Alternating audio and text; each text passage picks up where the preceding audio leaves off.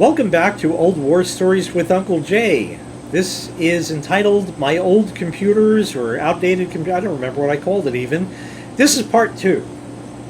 I have the IBM PC Junior for years. If you haven't seen part 1, you can watch that. Link in the description, of course.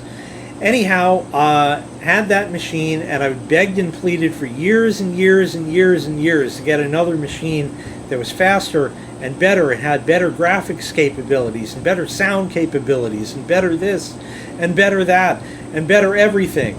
It didn't happen. My dad was too cheap. He just refused and refused and refused. But I guess I was nagging him enough that he talked to his brother, my uncle, who unfortunately has since passed. One day, a package showed up. Unannounced, unexpected. We knew nothing about this. It was a computer from a name, Ricky Nilsson. Not Ricky Nelson from Ozzie and Harriet, but Ricky Nilsson. And we didn't understand, and my dad thought it could have been his brother, so he called them up. He's like, yeah, I sent it. They were getting rid of it at work. And you'd think my dad working for IBM, would be able to get, no. But he got it at his company. They were getting rid of it. What was it? An IBM PS2 Model 30.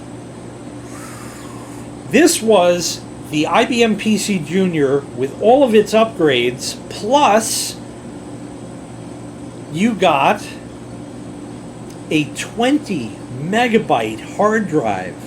Not gigabyte, not terabyte, megabyte. Still the same 640K RAM, but that really was enough for anybody in them days. We're talking about 92, 93. Oh, hint, I couldn't get to use this machine for another year because there was yet another expenditure of money that's coming, I'll tell you about. Well, anyway, this came. It had extended graphics capabilities, had a port on it that looked like a VGA port that you might remember your monitor used to plug into instead of HDMI like today. It was that blue connector and it had them pins in it, 15 pins. This was slightly different. It was the same shape, same type of connector, but one pin was blocked off. There's technical reasons for that, and it wasn't quite VGA. It was something that was only on the IBM PS2 Model 25 and 30 that was called MCGA, which was a slimmed down version of VGA. It didn't have the higher color capabilities at higher resolutions, but it still offered you 320 by 200 resolution graphics, which is something that we had on the PC Junior in not 16 colors, which was exclusive to the PC Junior until later on in the IBM PC series with an EGA card. But it also had 256 colors that could be displayed on the screen at the same time. Wow! That was fancy stuff. And I could run some of those games, and you could get some pretty nice looking stuff. It had an ISA slot inside the machine, which at the time was comparable to what we have today known as a PCI Express slot. It was the same kind of idea, but older, much, much older. You could put a sound card in there. I didn't have that kind yet. It had an 8086 processor, which was pretty much identical to the 8088 that was in the IBM PC Junior, except it had a 16-bit data bus, except it was still an 8-bit. It could handle 16 bits within the processor, but the bus was only 8 bits, so it still was only an 8-bit machine. What was the difference? A 16-bit machine could process pretty much twice the amount of stuff in the same amount of time and handle larger numbers and things like that because it was 16 bits. Then we had 32, and today of course we have 64-bit as the norm on PCs anyways, but we had 32-bit for a long time, but this was 16 bits. but not really 16 bits. It was still actually 8 because of the data bus. That was done to give you an edge in performance, but still keep the cost of the machine down. So it had that. It had a 720 kilobyte, 3.5-inch floppy drive, and it worked. But I couldn't use it. Why? The IBM PC Junior monitor did not have a connector that would plug into it, and there was no such thing as an adapter that you could buy that would convert it. They were completely incompatible because MCGA was an analog connection, and believe it or not, CGA was a digital connection, and there was no converter that you could buy back in those days to do it. So I had no screen for it, but I had a way out. I had a way out, and that was this. I had the printer, and that machine had a parallel port, and I could hook the printer up to it. There was a way that you could echo what was on the screen, and this would have been text only. Echo what's on the screen to the printer, or do a directory and send it to the printer, and you could use the machine. Now, you'd use up gobs of paper, but you could do this and do it without a monitor. And I was all set to do it, but the keyboard also was completely incompatible and no way to convert it. However, at one point in time, my dad found the elusive IBM Model F keyboard. Not Model M, but Model F. Model F was the predecessor to the Model M, and is highly sought after and goes for a fortune of money if you wanted to try to buy even a used one. There are no new ones, of course. There's a remake of it, which came pretty close, but even that is expensive. Anyway, this had the wrong plug at the end. The IBM PS2 Model 30 had something called a PS2 port. Had nothing to do with PlayStation 2. That didn't exist yet. IBM had the first PS2, and what it was a 6-pin round DIN port, D-I-N.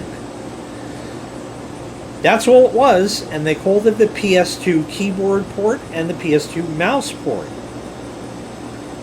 Unfortunately, the Model F had a 5-pin DIN. Wouldn't plug in. But they sold an adapter. And that could convert the Model F to a 6-pin that would then plug in.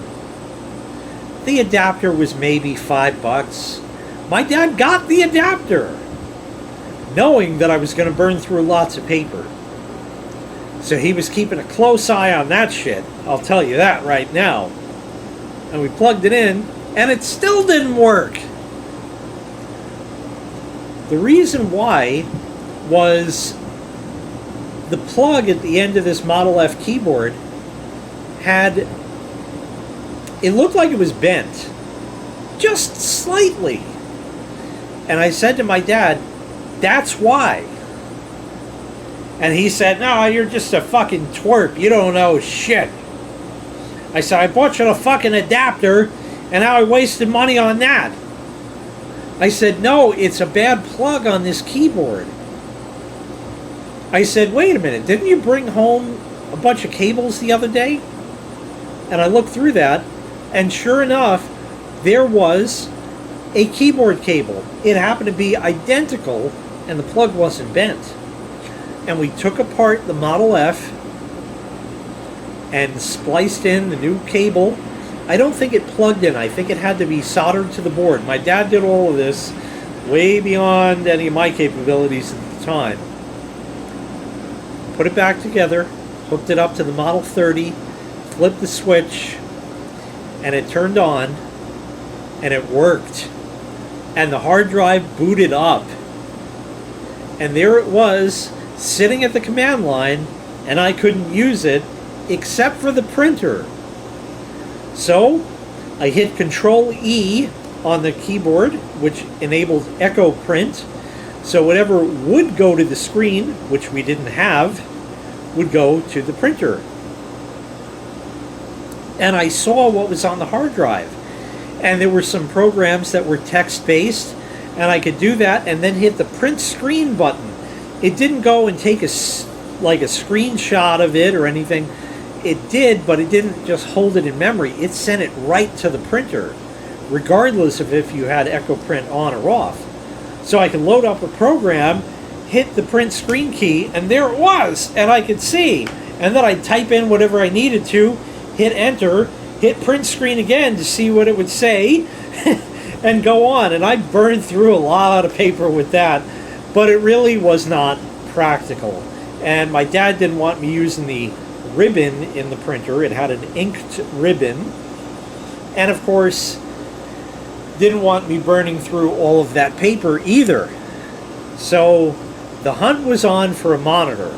Now, my uncle, unfortunately, in this case, couldn't help us, at least at the time.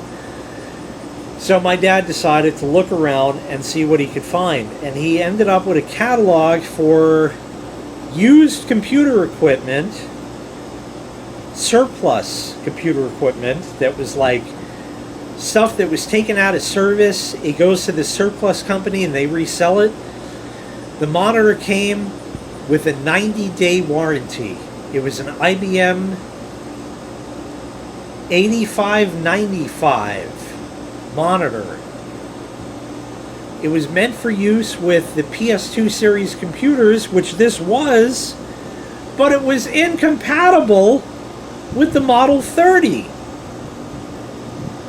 Why? Different refresh rates on the screen. At the time, the monitors were not what they call multi-sync capable, where they could synchronize to the refresh rate that the computer was outputting. Nowadays, we know this is 60 hertz or 120 hertz or something like that, or even higher, and stuff like that. But whatever it was in this day, 48 kilohertz, something like that, I don't remember. Yeah, I can't really remember. Whatever it was, it's old and forgotten in my mind anyway. It couldn't synchronize to that, so you just got jumbled, rolling stuff on the screen, and it was unusable. It's not that the screen didn't work, it just didn't work with MCGA and the output of that. We needed an 8503, an 8509, an 8512, 8513, or 8514 monitor, I think also would work with those early PS2 systems. We didn't have that. So the monitor sat, and it was not usable with this brand new shiny machine that I still couldn't use. And my dad wasn't about to get another monitor, and I think there were no returns on the stuff from the surplus store, so we were stuck with it. Well, it so turns out that my dad was at a customer's site and they had some old computer equipment they were getting rid of. And my dad said, "Can I take this stuff?" I don't know, let me ask the boss. And he asked the boss, and the boss said, "Yeah, we're throwing it out anyway." And he ended up with an 8512, an 8513 monitor, and I think an IBM PC-AT. I mean, it was unreal the amount of stuff he brought home. And the 8512 worked with this computer. And there it was. I finally had a machine with a hard drive. Holy shit! And it had enhanced graphics. Holy shit! And it was faster. It ran at 8 megahertz. Kind of the same as the PC Junior when sped up. But still, it was there. And I had all this. Man, what a thing this was. Oh, it was so great. And it was so short-lived because my uncle got word of all of this plight, and another package from Ricky Nilsson showed up. How long is this? 15 minutes. We got time. This was a PS2 Model 55SX. Wow! This was a 386 SX processor, I think 16 megahertz. Twice as fast, but way faster, because it was a 16-bit machine. Even though the 386 was the 32-bit processor, it again had only a 16-bit data bus. So you got 286 performance. You got 386 performance at a 286 price. Sort of. It didn't equal that way, but that was the idea. It was better, but not great. And that had yet even more extended graphics, and a bigger hard drive, and a double capacity, or a high capacity, I should say, 3.5-inch floppy drive, now holding 1.44 megabytes. And if you remember floppy disks, that's what you remember. Yeah, I had it first. They were that old. Oh yeah. That machine ran Windows 3.1. And as a special bonus, the Model 8595, or was it a 9515? I can't remember. The one my dad got from the surplus store. I'm getting the numbers mixed up. I think it was a 9515. Worked with that Model 55SX. And the 8512 worked with the Model 30. So now I had the PC Junior I started with, which I wasn't using anymore, and I had the Model 30 and the 55SX. I went from having like this completely outdated computer to, fuck, I have 3! What am I going to do with all of this? And I did.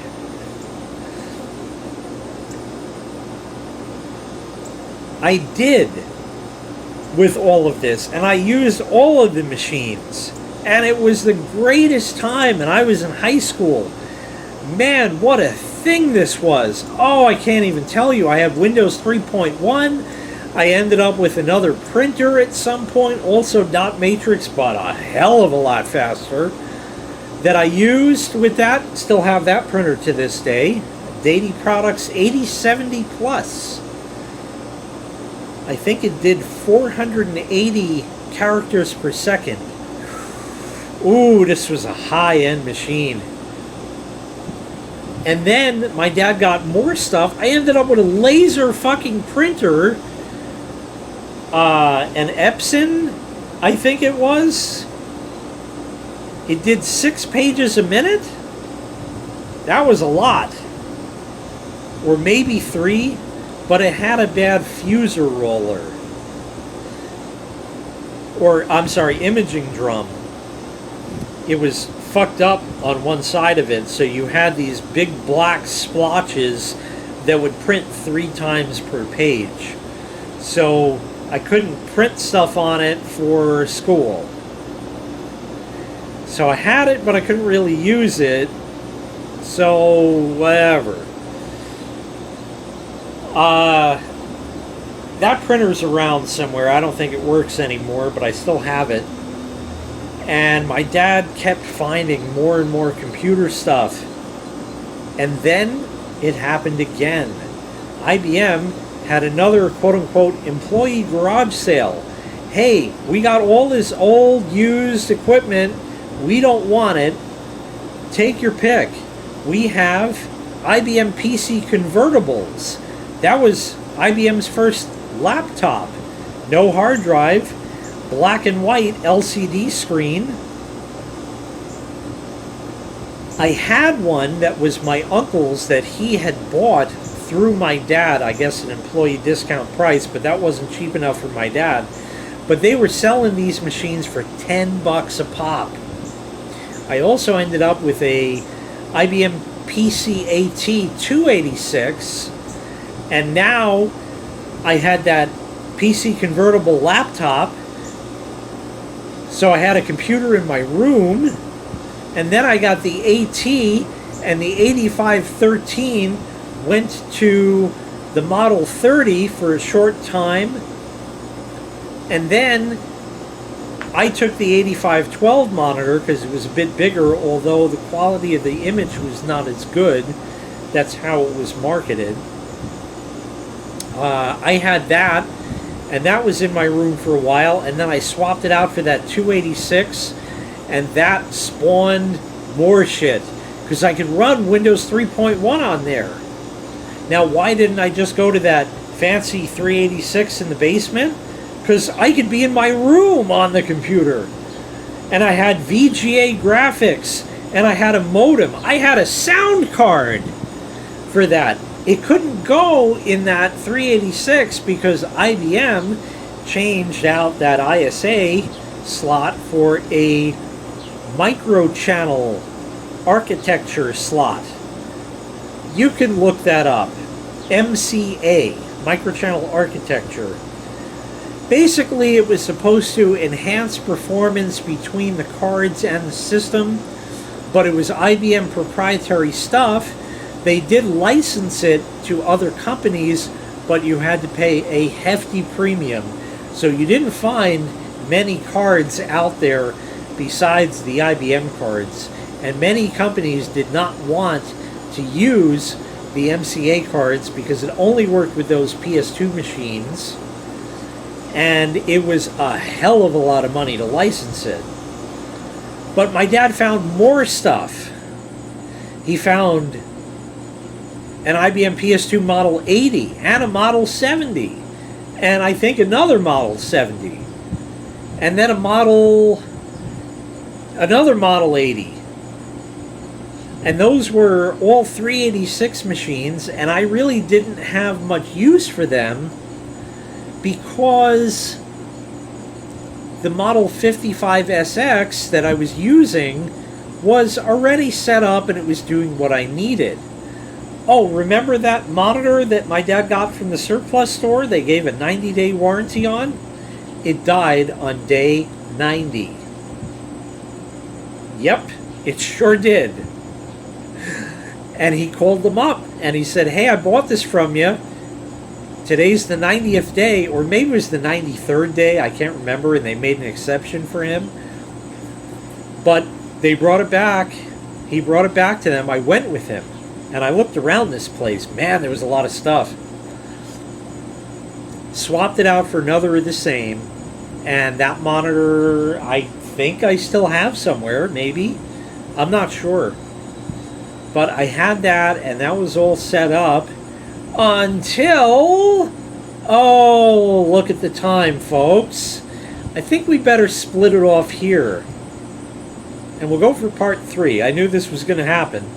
So we'll go for part 3 on that, where I'll tell you about getting into like the later era, the modern day era, almost, sort of, almost, maybe. Anyway, that's going to be left for part 3. I thank you for watching this part 2 of my old ancient computers and whatever I called it. That's it for this one. We'll come back next time on Old War Stories with Uncle Jay with part 3, and I'll tell you about the modern day. Might even go for a part 4. I don't know yet. We'll have to see how it goes. But like I said, this is extraordinarily important in my life, so this is a big story. Okay, we'll see you next time. Thanks so much for watching. I appreciate it very much. Hit like, hit subscribe, and take care. We'll see you next time. Bye-bye.